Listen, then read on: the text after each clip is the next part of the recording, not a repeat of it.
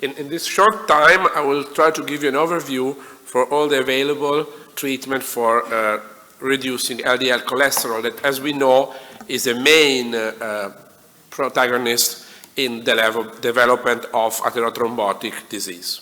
So it's probably the causing factor.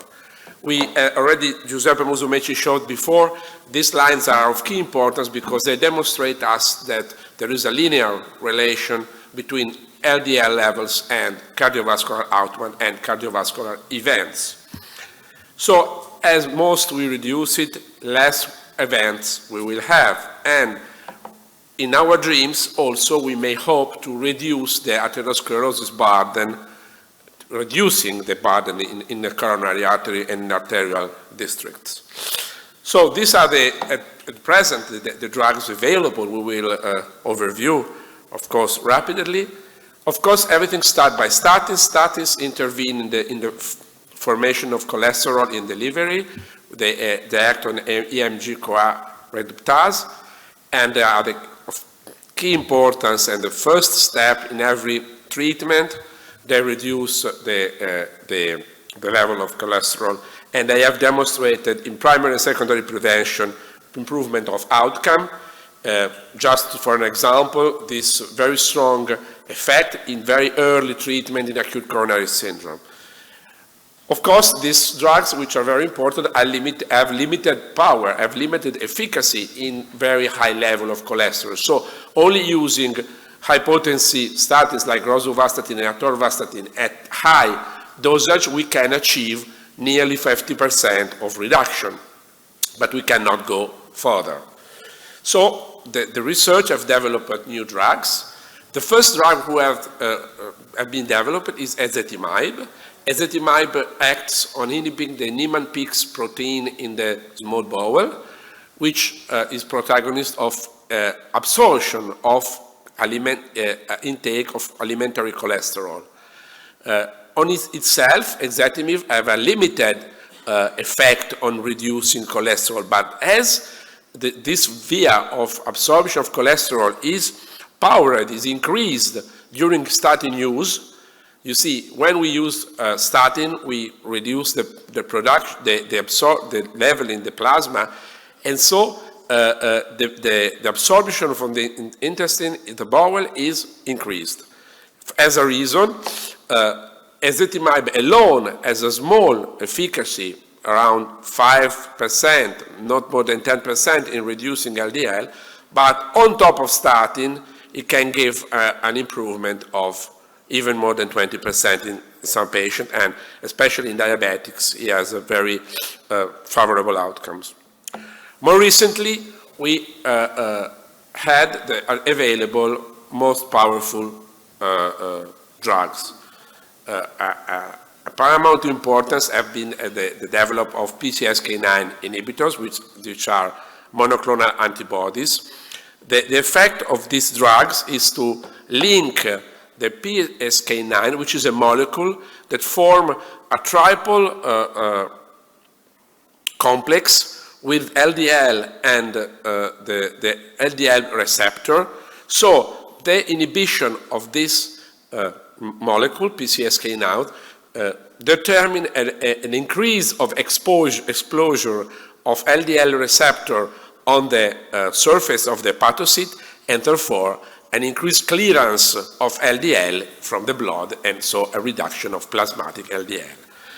The power of these drugs are definitely higher than statin, and as you can see, in patients also without statin, the reduction is above 50%.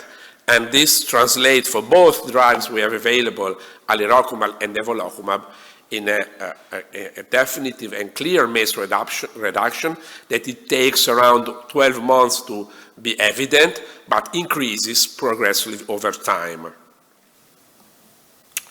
And the data from these trials and these drugs also goes in the line of relation between level of cholesterol and events, thus demonstrating that there is no lower level or at least is very low, the level where there is not coupling between the reduction and the reduction of the cholesterol and the reduction of the event. So until 15, 20 at least of level of cholesterol, we still have a significant reduction of events. Another drug which is similar via of administration but a different mechanism is inclisiran, which if PCSK9 can be administered twice a month or even once a month with the 300 of alirocumab, inclisiran can be administered only twice a year. It is a siRNA, is saRNA, and is acts by interfering the RNA messenger in the production of PCSK9, and so in this way degrade the RNA messenger who is responsible for the synthesis of PCSK9, and the final effect is, of course, a reduction in PCSK9.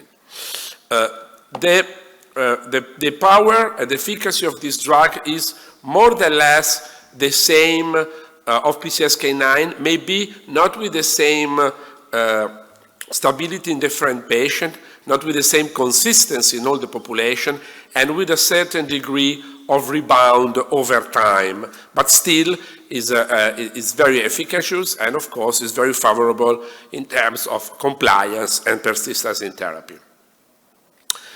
Most recently, another drug we also was addressed this morning has been commercialized, which is acid bempedoic.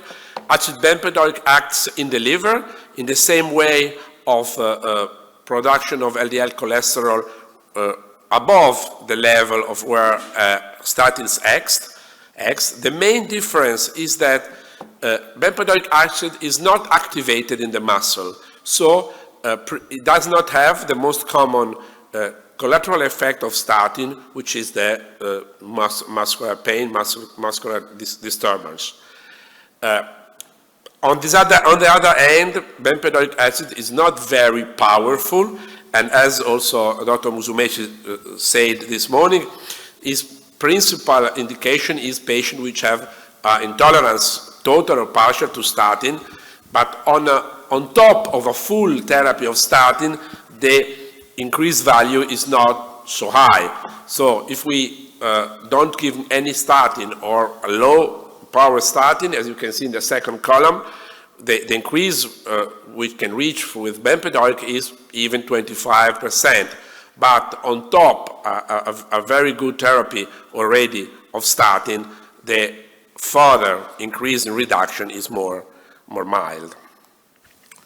So now we have in recent year a wide range of drugs, and the use in combination of this drug, because the key point is that we have to combine 2 or 3 of these drugs for a final effect, can bring us to reduce the cholesterol up to 90%, so we can bring to target nearly each patient.